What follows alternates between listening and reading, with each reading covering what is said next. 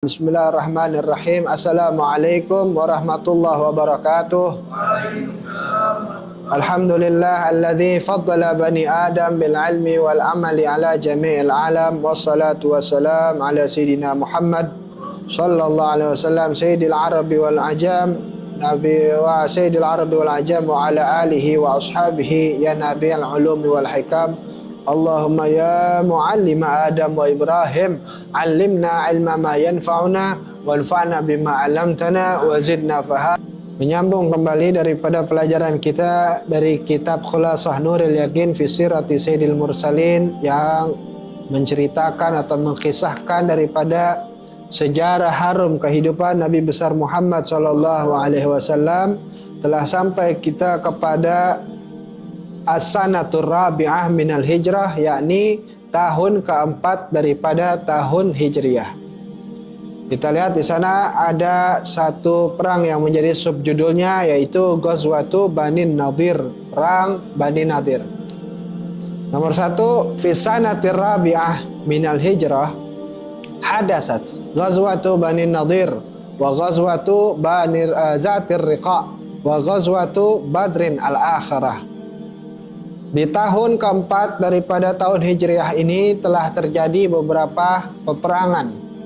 Di antaranya perang yang bernama Bani Nadir, kemudian Zatir Riqa, kemudian Badrin al-akhirah. Jadi ada 3 perang di antara peperangan yang terjadi pada tahun keempat Hijriah. Walam yakun fiha harbun illa fi Bani Nadir, akan tetapi dari semua yang disebutkan 3 tadi tidak terjadi peperangan dalam arti pertempuran, ya. Dari 3 tadi tidak terjadi pertempuran kecuali 1, yaitu Bani Nadir. Di dalam peperangan Bani Nadir, Zatir Riqa nggak terjadi pertempuran, kemudian di Badrin al-akhirah juga tidak terjadi karena musuh lebih dahulu mundur, baik di Badrin al-akhirah maupun Zatir Riqa. Kita lihat catatannya nomor 1 yang di bawah, ya, tentang Zatir Riqa, perang Zatir Riqa. Apa itu? Kejadiannya adalah dimulai dari kharaja ilaiha ar-Rasul sallallahu alaihi wasallam ba'da ghazwati Bani Nadir. Telah keluar Nabi besar Muhammad sallallahu alaihi wasallam kepada perang Zatir Riqa ini setelah perang Bani Nadir. Berarti Zatir Riqa ini disebutnya perang yang terjadi setelah Bani Nadir. Wa ma'ahu, bersama Nabi besar Muhammad sallallahu alaihi wasallam ada 700 orang tentara dari kalangan para sahabat. Li muharabati qabail min Najd tajamma'u li qitalihi. Ngapain Nabi keluar bersama 700 sahabat untuk menyerbu atau menginvasi kabilah-kabilah yang ada di satu daerah bernama Najd. Namanya apa? Najd.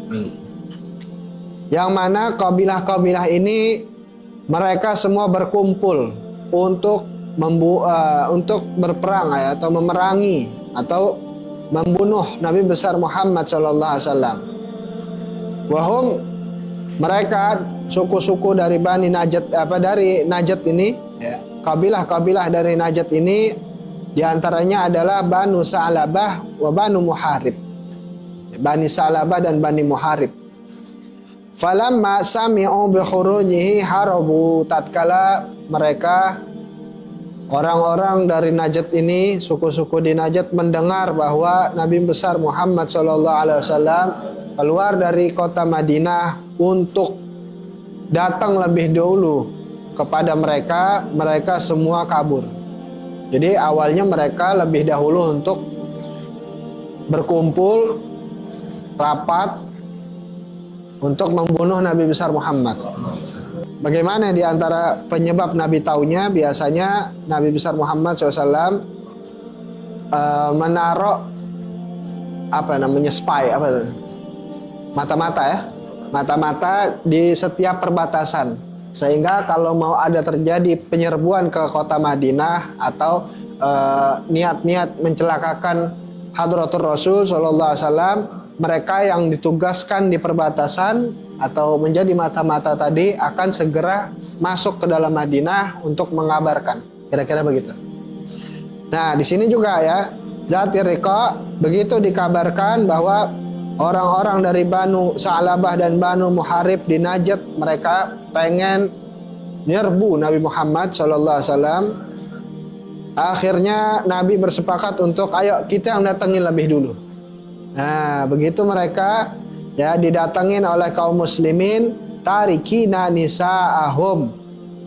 Mereka lari ya, harobu tarikina nisa'ahum, mereka semua lari hingga meninggalkan istri-istri mereka.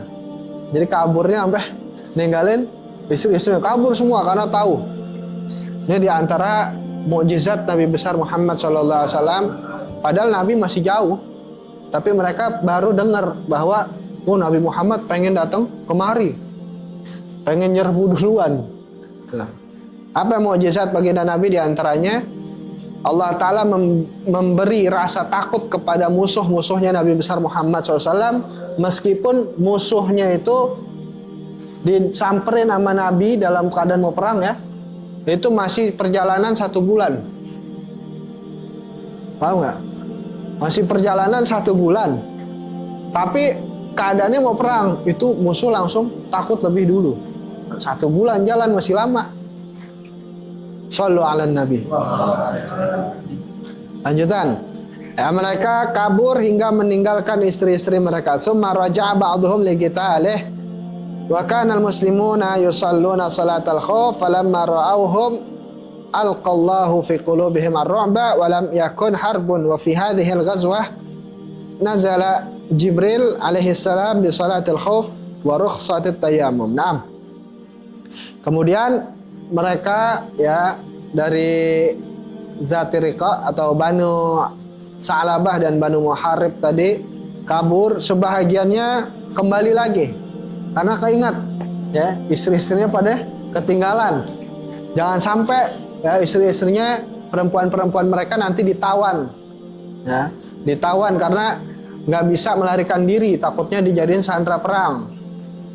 Sebagiannya yang udah kabur balik lagi, tapi balik nggak langsung nyamperin, baliknya mindik-mindik ketakutan, liatin ya dari kaca nako, melihat ada yang dibalik batu, balik pohon, ngelihat gimana keadaan. Nah, ternyata pada saat mereka melihat kaum muslimin saat itu sedang sholat. Sholat zuhur. Lagi sholat zuhur, kemudian mereka melihat ya, rasa-rasanya ini bisa jadi kesempatan buat kita. Karena dilihat kaum muslimin lagi sholat, ada ruku, ada sujud. Nah, di antara mereka bersepakat nanti kita tunggu sampai asar. Asar nanti bakal mereka sholat lagi nih. Ya, kalau mereka belum balik, asar nanti mereka sholat lagi. Maka saat sholat asar nanti kita serbu. Ini rencananya mereka nih. Ya. Singkatnya, sebelum sholat asar, ya, malaikat Jibril alaihissalam turun untuk memberikan syariat namanya sholatul khauf. Sholat dalam keadaan, kalau kita artikan lebih enak, sholat dalam keadaan khawatir. Ada kekhawatiran. Jadi sholat sambil berjaga-jaga. Bukan lagi sholat ketakutan, bukan, tapi sholat lagi sambil berjaga-jaga.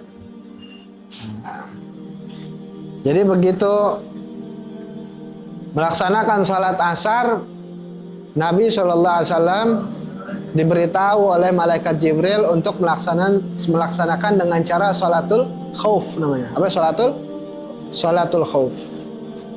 Jadi dibagi dua pasukan. Bagi 2 pasukan. Pasukan pertama sholat bersama Nabi besar Muhammad SAW dari takbiratul ihram sampai 2 rakaat. Asar ada berapa rakaat nih? 4. Sampai 2 rakaat. Kemudian mereka yang jadi makmum sholat sendiri-sendiri, menyelesaikan sholatnya. Sebahagian yang belum sholat itu jaga. Tuh banget, jaga. Salatnya sendiri-sendiri sampai mereka salam duluan. Tuh. Nanti yang salam duluan selesai sholat gantian. Yang belum sholat masuk ikut bersama Nabi besar Muhammad SAW untuk melaksanakan sholat selanjutnya di rakaat ketiga sama baginda Nabi. Paham nggak? Sampai dapat akhir salam. Ngerti kan ya? Jadi ini diantara keutamaan sholat di belakang hadratur Rasul Sallallahu Alaihi Wasallam itu sangat-sangat utama, sehingga para sahabat ya tidak melaksanakan sholat secara apa? Bikin bagi dua imamnya, enggak, tapi tetap satu imam. Jadi Nabi besar Muhammad SAW cuma dibagi dua kelompok. Kelompok yang satu jaga, kelompok yang satunya itu sholat bareng Nabi dari takbiratul ihram sampai rakaat kedua. Rakaat kedua kesonanya masing-masing, selesaikan sholatnya sendiri-sendiri. Nah, Nabi masih sholat tetap, Nabi nggak batalin, tetap sholat sampai selesai. Yang makmum kemudian di rolling, tuker. Yang selesai sholat mereka berjaga, yang lagi jaga masuk sholat bareng baginda Nabi. Dari rakaat 3 sampai salam. Begitu caranya. Tatkala begitu mereka melihat kaum muslimin, ya orang-orang yang menjadi musuh, mereka melihat kaum muslimin lagi pada sholat hingga alqallahu fi qulubihim ar-ru'ba, Allah Ta'ala menaruh rasa takut, gentar di hati mereka melihat kaum muslimin yang saat itu lagi sholat. Padahal baru berencana tuh tadi, cuma Jibril langsung buru-buru tuh turun. Ada bawa syariat baru namanya salatul khauf. Wa rukhsatit tayamum, dan juga Jibril datang bukan hanya membawa salatul khauf tapi keringanan untuk melaksanakan tayamum. Jadi tayamumnya adanya di sini nih. Awal tayamum di tahun keberapa ya? 4 daripada tahun Hijriah. Begitu peristiwa Ghazwatu Bani Zatir Riqa. Nah, maaf, Ghazwatu Zatir Riqa ya, bukan Bani Zatir Riqa, Zatir Riqa. Kemudian ada juga namanya perang apa? Badr al-Akhirah. Badar yang terakhir. Jadi Badarnya sebenarnya ada 3. Ada 1 Badar Sughra, 1 Badar al-Kubra. Ya, kemudian yang terakhir adalah Badar Akhirah. Badar terakhir. Kita lihat catatannya, kharaja Rasulullah sallallahu alaihi wasallam ilaiha. Keluar Nabi besar Muhammad sallallahu alaihi wasallam ke Badar bersama siapa? Alfun wa khamsumi'ah rajulin, bersama 1.500 tentara. Ligitali Abi Sufyan, untuk memerangi Abu Sufyan. Kenapa untuk memerangi Abu Sufyan di perang Badar yang terakhir ini? Alladzi au'adal muslimina bi Badrin kama marra. Sebagaimana Abu Sufyan telah berjanji dengan kaum muslimin di Badar yang telah lalu. Jadi gini, bukan berjanji di Badar ya, tapi berjanji di Uhud sebenarnya. Berjanji atas kejadian Badar yang lalu, maksudnya gitu. Kalau janjinya ini di Uhud. Jadi kata si Abu Sufyan, dia tepok dada nih ceritanya. Sombong nih Abu Sufyan, gara-gara apa? Di Uhud mereka ngalamin kemenangan kaum musyrikin. Adapun kaum muslimin saat itu ngalamin Nabi besar Muhammad SAW mundur bersama kaum muslimin. Abu Sufyan teriak di sana, ya. Hari ini adalah pembalasan. Hari ini sama seperti kemarin di perang Badar. Uhud hari ini sama seperti di perang Badar. Jadi sekarang kita impas.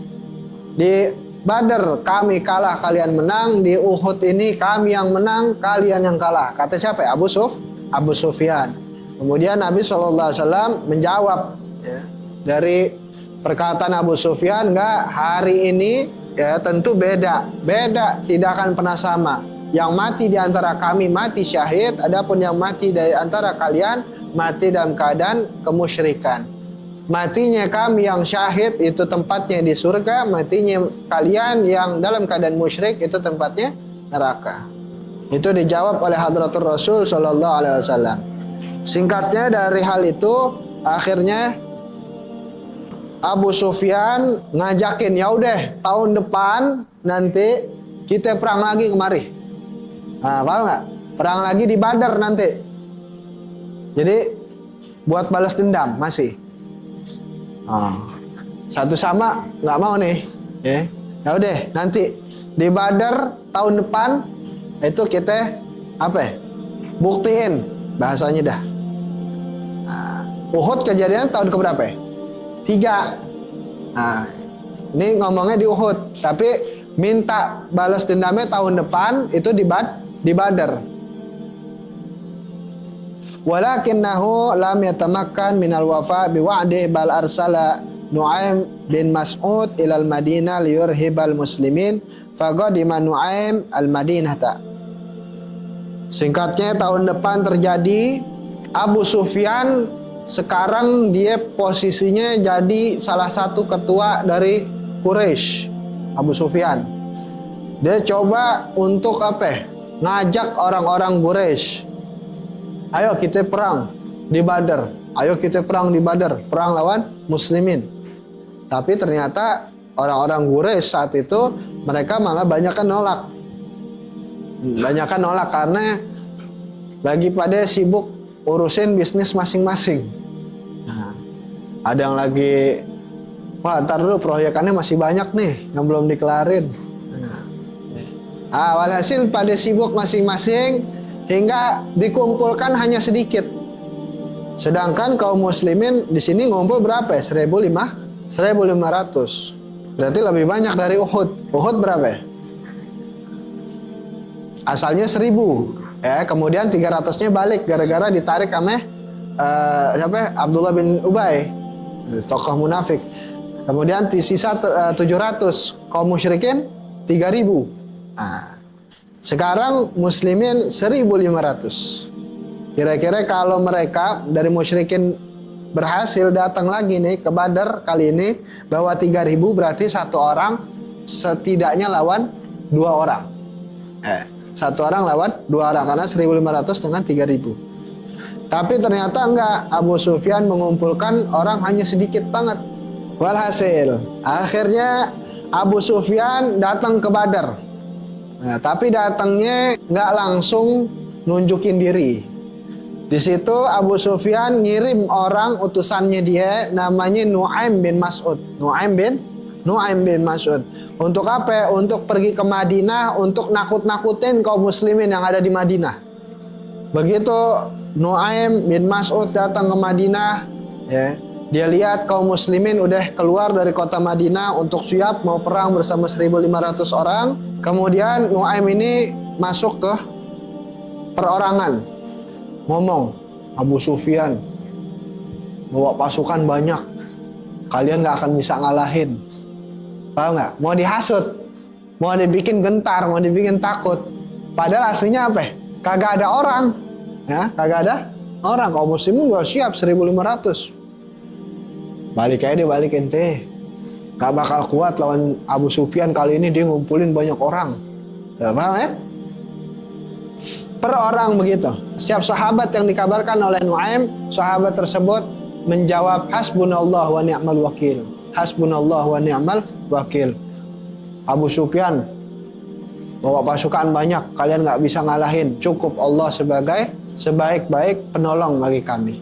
Hasbunallah wa ni'mal wakil. Hasbunallah wa ni'mal wakil. Gak ada yang takut. Peristiwa ini Allah Ta'ala abadikan, ya.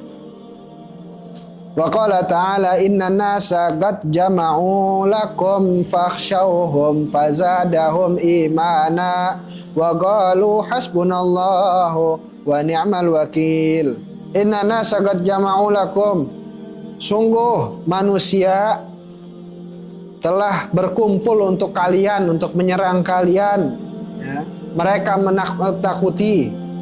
Fazadahum imana, akan tetapi bertambah iman-iman mereka kaum muslimin saat itu seraya mereka berkata hasbunallah wa ni'mal wakil. Falamma wasala Rasulullah sallallahu alaihi wasallam, tatkala Nabi besar Muhammad sallallahu alaihi wasallam sampai di Badar, wajada Abu Sufyan qad haraba bima ma'ahu. Begitu Nabi SAW sampai di Badar, Ternyata dilihat oleh baginda Nabi, Abu Sufyan lagi lari terbirit-birit bersama orang yang bersamanya. Yaitu bersama siapa tadi? Nu'aim bin Nu'aim bin siapa yang gak kedengaran?